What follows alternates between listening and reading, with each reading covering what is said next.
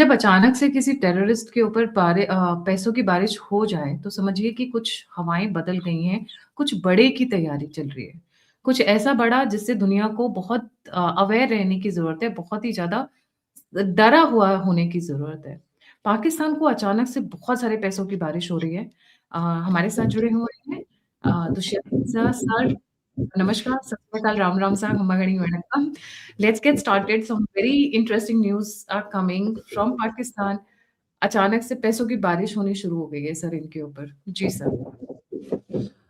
नमस्कार गायत्री जी। आपको आपको और आपके ऑडियंस को। आपने बात करी पैसों की बारिश की। तो इस समय जो एक नया ग्लोबल वर्ल्ड ऑर्डर उभर के आ रहा है, उसमें 4 बड़े प्लेयर्स हैं। और वो जो बड़े प्लेयर्स हैं वो हैं, अमेरिका तो है ही है, चाइना दूसरा है, तीसरा रशिया है और चौथा जो है वो भारत है। अब इन 4 में जो भारत की जो स्थिति है, वो इस समय एक नया उभरता सितारा है। तो नए उभरते सितारे के पीछे सभी लोग पड़ जाते हैं। तो इस समय वो हालत है कि भारत को किसी न किसी तरह से उसकी जो ये कहानी चल रही है, एक जो ग्रोथ स्टोरी चल रही है, उसको रोकने की बात हो रही है। और उसको रोकने के लिए 2-3 तरीके होते हैं। एक तो आप अपना हाथ खींच लीजिए, दूसरा है कि आप उसके दुश्मन के हाथ मजबूत कर दीजिए। तो इस समय एक दोहरी चाल चली जा रही है अमेरिका द्वारा, और इसमें चाइना भी कुछ न कुछ इनडायरेक्टली मदद कर रहा है। वो इसलिए कर रहा है क्योंकि दुश्मन का जो आपका जो दुश्मन है और हमारा हमारा जो दुश्मन है वो उसका दोस्त बन जाता है, यानी दुश्मन का दुश्मन दोस्त होता है। तो इस समय चाइना टैक्टिकली खेल रहा है भारत के खिलाफ, और ऊपर से दिखा रहा है कि रशिया, चाइना और भारत जो है मिल करके अमेरिका को जवाब दे सकते हैं। भाई ज़मीन पे भी दिखना चाहिए ना, जवाब दे सकते हैं। वो ज़मीन पे नहीं दिख रहा है, क्योंकि इस समय पाकिस्तान में दोनों की तीनों की खिचड़ी पक रही है। चाइना भी कहीं न कहीं सपोर्ट तो नहीं कर रहा पैसों की मदद से, क्योंकि पैसे तो उसने हाथ खींच लिए। उसने बोला भाई एडीबी में जाओ, अगर वो देते हैं आपको लोन तो लो, नहीं तो हम अब पैसा देना बंद कर रहे हैं। उन्होंने सीखा है, धीरे-धीरे अमेरिका भी सीख जाएगा। अमेरिका सोच रहा है क्योंकि चाइना ने विथड्रॉ किया है थोड़ा-सा, तो हम लोग उसका फ़ायदा उठाते हैं, और इससे क्या होगा कि पाकिस्तान की जो ज्योग्राफ़ी है, उसका वो लोग इस्तेमाल कर सकते हैं। लेकिन एक बात मैं बता दूँ, यहाँ पर मैं सिर्फ़ एक सेंटेंस से आपको पूरी की पूरी जो कहानी का निचोड़ वो है, और निचोड़ ये है कि it is dangerous to be the enemy of America, but it is fatal to be America's friend. ये हेनरी किसिंगर ने बोला था बहुत सालों पहले, और वो बात बिल्कुल सच है। अगर आप देखें पाकिस्तान को, उन्होंने बार-बार गाजर खिलाया और गाजर खिला के क्या बोलते हैं, ज़हर भी खिला दिया साथ में। सो पाकिस्तान को जो पैसे मिल रहे हैं वो कोई बहुत बड़ी चीज़ नहीं है। $416 मिलियन का तो उन्होंने प्लेज किया था, उसको बढ़ा करके $686 मिलियन कर दिया है। अब आप देखिए उनके पास 75 F-16 पुराने पड़े हुए हैं। कौन से पड़े हुए हैं? पुराने पड़े हुए हैं। अब इन पुराने एयरक्राफ्ट्स को इन्होंने यूज़ भी नहीं किया। सिंदूर में याद है, इन्होंने छुपा के रखा था कि कहीं ये इनको इनको ना गिरा दे भारत। तो अगली लड़ाई की शायद तैयारी में ये लोग भीख माँगने चले गए अमेरिका के पास। चाइना नाराज़ हो गया, क्योंकि अगर आप देखें वो कोशिश कर रहा था चाइना की पाकिस्तान की पूरी फ्लीट को JF-17 से JF-10 से रिप्लेस कर दे। लेकिन ऐसा हुआ नहीं, क्योंकि उनके हमारी जो टोटल है 11 एयरक्राफ्ट तो श्योर शॉट नीचे गिराए गए हैं। तो उन 11 एयरक्राफ्ट्स की अगर एक साथ उड़ गए उनके इन्वेंटरी से, तो बचे क्या थे? F-16 बचे थे 75, उनको रिवाइव करना ज़रूरी था। इसलिए उन्होंने क्या किया, अपनी धरती बेच दी।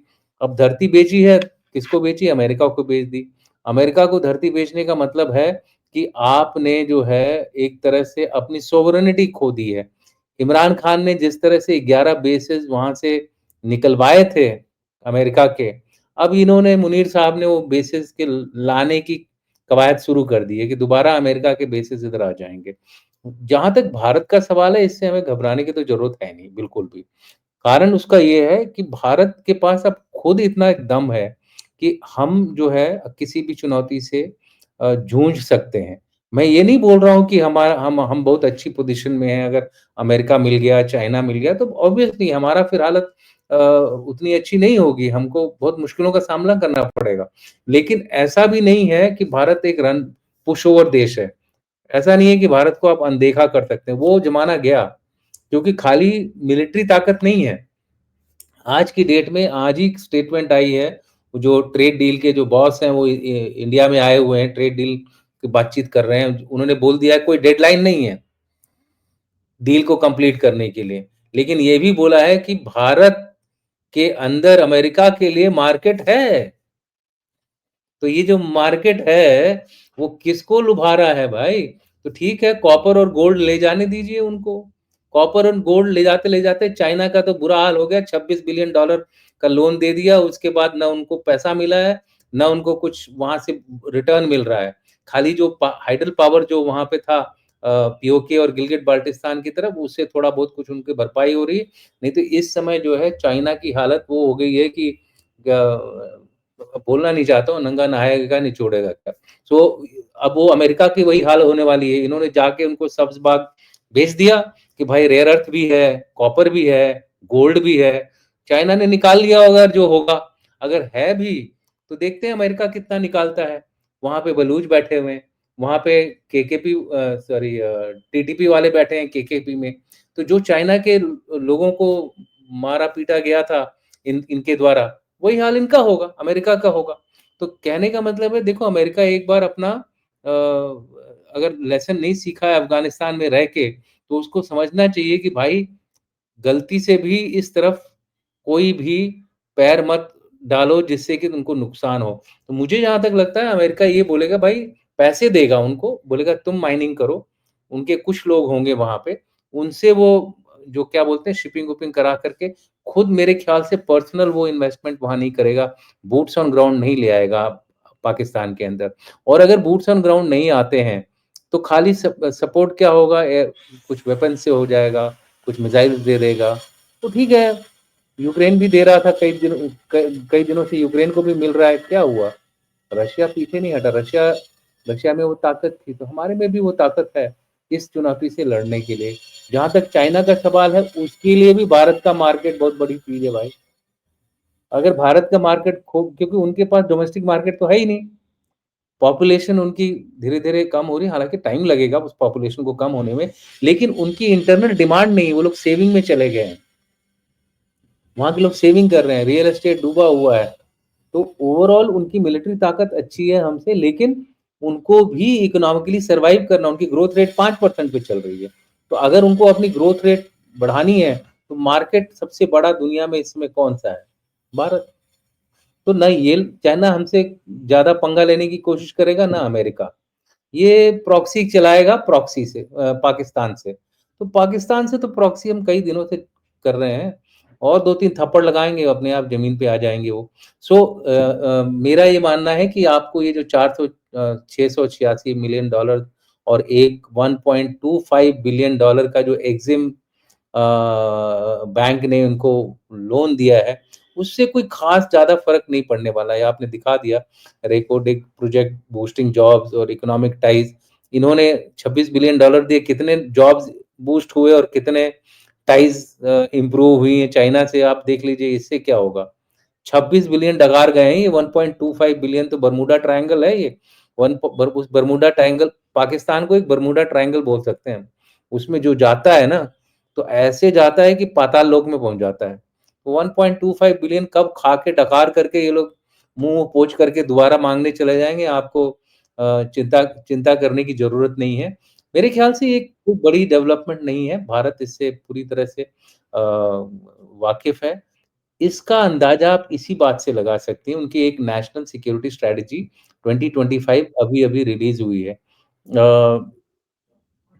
ये तो मैं बाद में बताऊँगा जो इनकी एक नेशनल सिक्योरिटी स्ट्रैटेजी 2025 में रिलीज़ हुई है।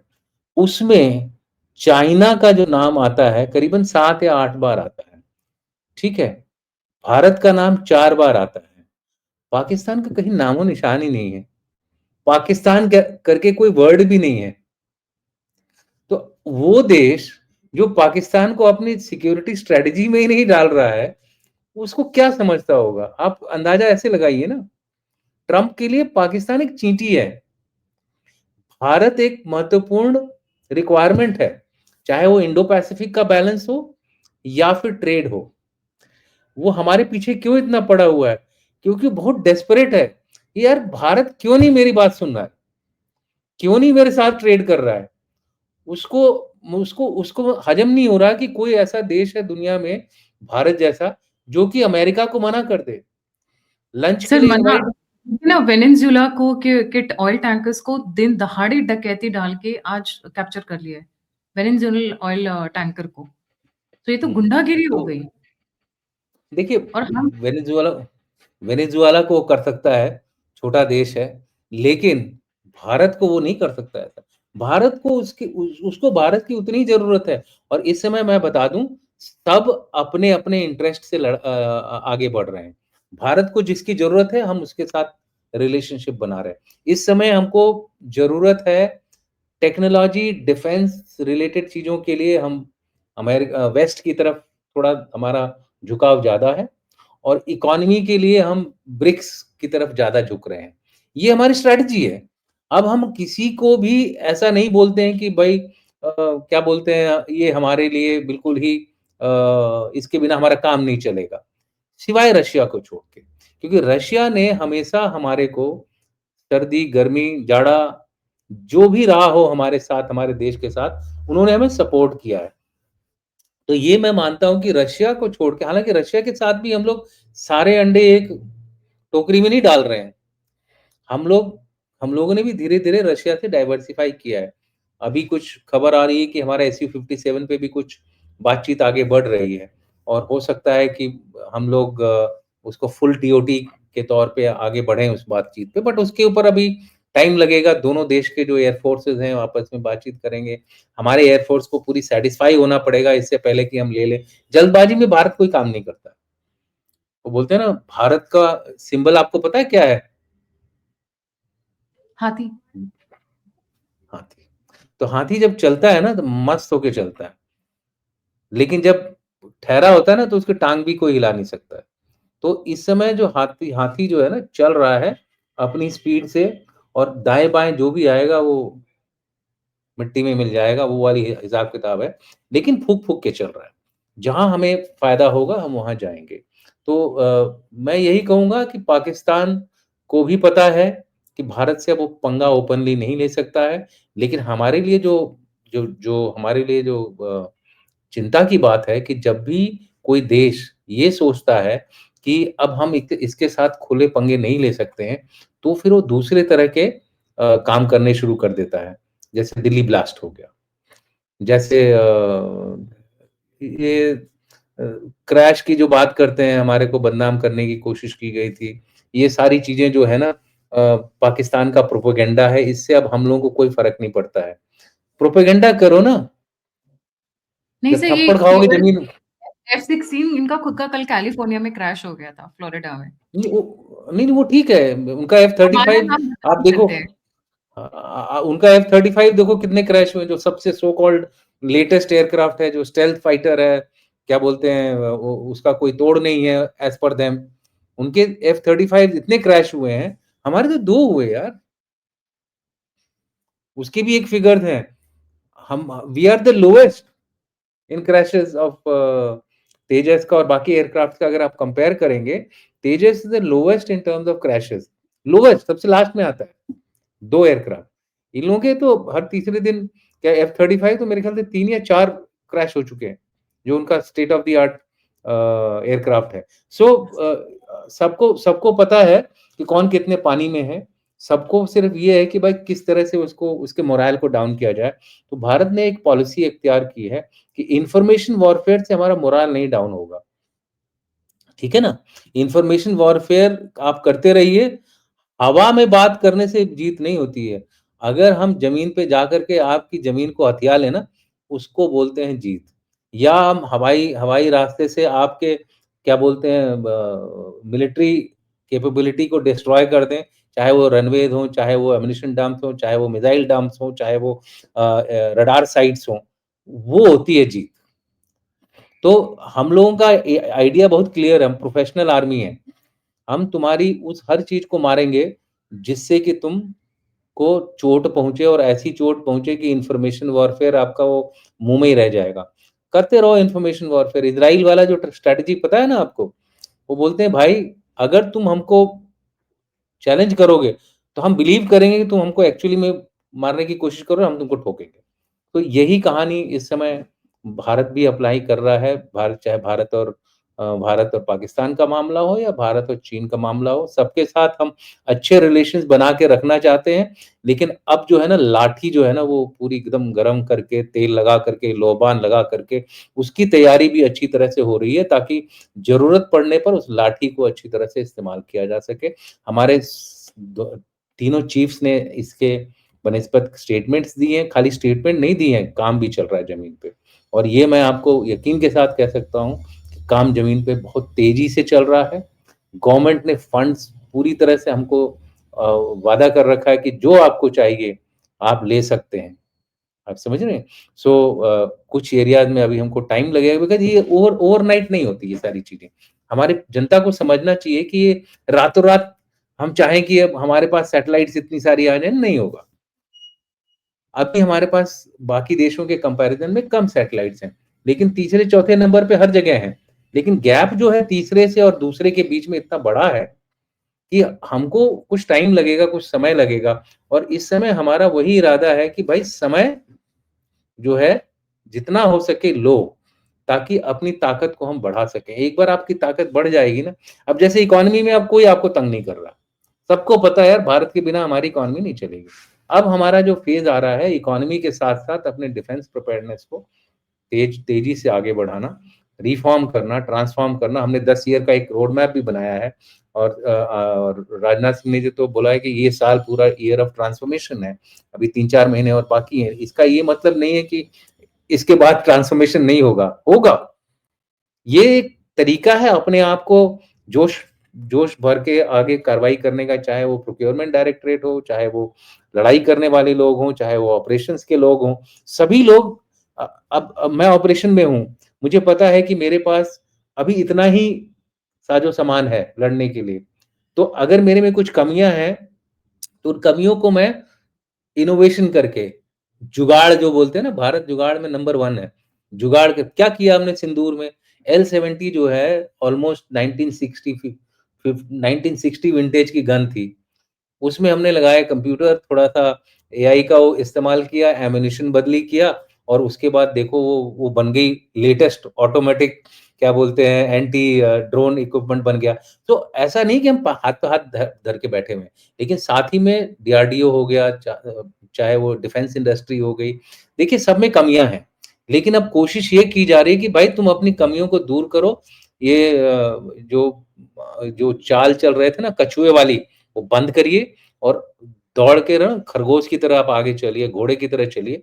वो कार्रवाई भारत में एकदम धनाधन चल रही है और उसमें टाइम ल उसपे उसके बावजूद भी हमको कम से कम 8 से 9 साल लगेंगे अपने आप को पूरा एक तरह से समझ लीजिए मेजर पावर के तौर पे मिलिटरीली, इकोनॉमिकली उस डायरेक्शन में हम लोग 10 से 12 ट्रिलियन की इकोनॉमी भी बन जाएँगे। तो ये इसको कोई नहीं रोक सकता। तो मैं मेरे ख्याल से आपकी अ, जो आज का आपका जो सब्जेक्ट था, इस पे इतना ही बोल करके अपनी बात को समाप्त करना एक चाहूँगा। चीज़ और जो न्यूज़ आ रही है ऐसा लग रहा है कि यूएस ने F-16 बेचे हैं थाईलैंड को टू अटैक कंबोडिया हुँ। And this attack happened yesterday पर बहुत गंदी तरीके से फोटोग्राफ्स आ रही हैं कि the kind of destruction that is happening currently in Cambodia हथियार बेचने के लिए कर रहे हैं और there is a genuine fight I don't know I can't comment because I am not expert और subject specialist on that area जी देखिए देखिए अगर यूएस ने बेचे, नहीं बेचे, फिलहाल तो है ना उसके पास F-16s तो अगर F-16s यूएस ने दिए हैं, तो ठीक है, थाईलैंड के पास पैसा था, उन्होंने खरीद लिया। लेकिन उससे बड़ी जो बात हमको देखनी होगी कि ट्रम्प साहब तो बोल रहे थे कि हमने थाईलैंड और कंबोडिया के बीच में लड़ाई बंद कर दी है। उनकी नोबेल पीस प्राइज़ की तरफ एक और टिक लग गया था उनका। वो टिक कहाँ गया? वो टिक तो दोबारा अनटिक हो गया। तो कहने का मतलब फिर उसी स्टेटमेंट में आऊँगा, it is fatal to be the friend of America. America ने लड़ाई लड़वा दी, क्यों लड़वाई? हो सकता है अपने पुराने जो F-16 थे उनको ये लोग छोटे-छोटे देशों को दे रहे हैं, ताकि वो उनको पैसा मिले और उससे फिर वो अपने latest state of the art जो इक्विपमेंट है, उनकी जो डिफेंस इंडस्ट्री है, उनके पास पैसों की कमी है, उनको पूरा करें। सो देखिए इस समय ट्रम्प जो है एकदम बिज़नेसमैन है। एकदम बिज़नेसमैन की तरह काम कर रहे हैं और मैंने हमेशा बोला ट्रम्प के अंदर 3 आदमी हैं। एक है ट्रम्प द बिज़नेसमैन और एक है ट्रम्प द कंट्री हेड मतलब पोटस नहीं है पॉलिटिशियन। वो, प्रेसिडेंट। पॉलिटिशियन और प्रेसिडेंट और तीसरे जो हैं ट्रम्प द ईगो मैन। तो उनका जो ये तीनों का ना ऊपर-नीचे जंप होता रहता है। कभी फ्यूज़ इधर उड़ जाता है, कभी फ्यूज़ उधर उड़ जाता है, कभी बिज़नेस इम्पोर्टेंट हो जाता है, कभी उनको क्या बोलते हैं प्रेसिडेंट वाली रोल इम्पोर्टेंट हो जाती है। तो आपको देखेंगे उनकी उनकी बातों में अब धीरे-धीरे एक तरह से वो होता रहा है, बिखराव होता जा रहा है। मुझे नहीं लगता कि कोई उनको अब बड़ा सीरियसली ले पा रहा है उतना। कोशिश कर रहे हैं जब ट्रेड की बात आएगी तो India is a good friend, जब कोई डिफेंस की बात आएगी तो मतलब उल्टी कहानी शुरू हो जाती है उनकी। सो हमारा जो काम होना चाहिए कि भाई चाणक्य ने जो बताया था कि और सुन त्ज़ू ने भी इसकी बात की थी, wide your time, hide your intentions. यानी कि अपने सही समय का इंतज़ार कीजिए और अपने इरादे को जग ज़ाहिर मत करिए। ट्रम्प साहब अपने इरादे को जग ज़ाहिर कर देते हैं। मोदी जी जो है अपने इरादे को अपने अंदर ही गाँठ लेके बैठे रहते हैं। सो आदमी वही सक्सेसफुल होता है जो अपना इरादा एकदम अपने अंदर रखे ताकि सामने वाला सरप्राइज़ हो जाए।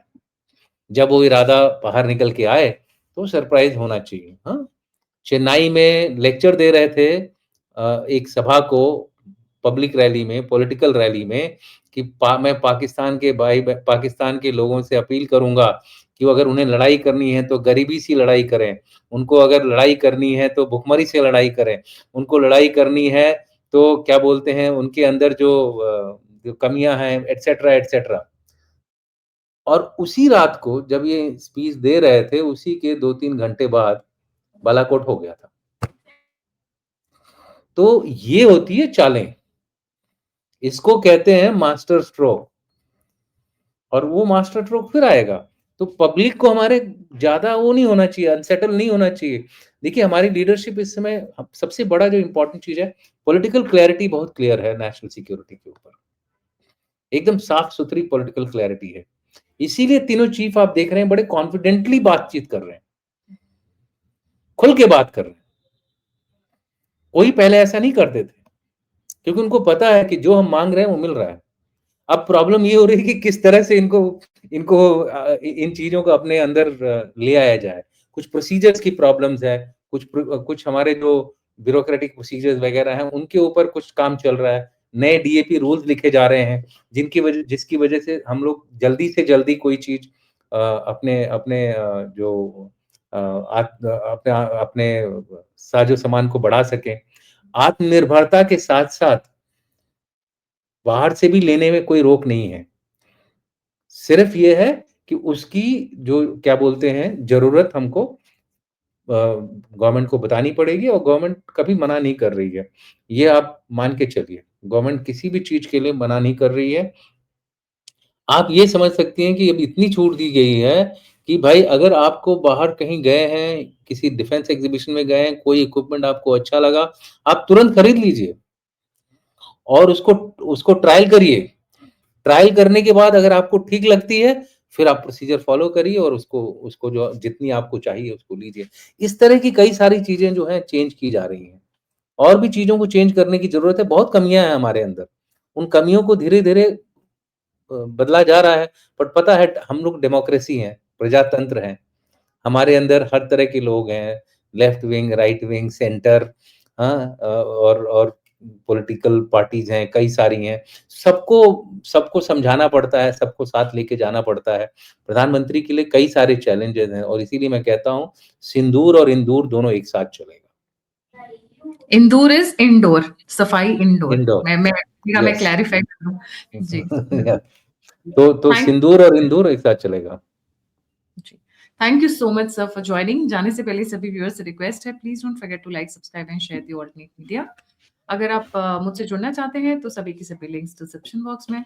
आप मेरी सहायता करना चाहते हैं, डोनेट या कंट्रीब्यूट करना चाहते हैं तो नंबर और यूपीआई स्क्रीन के ऊपर है। इसी के साथ जय हिंद, जय श्री राम, हर हर महादेव। जय हिंद।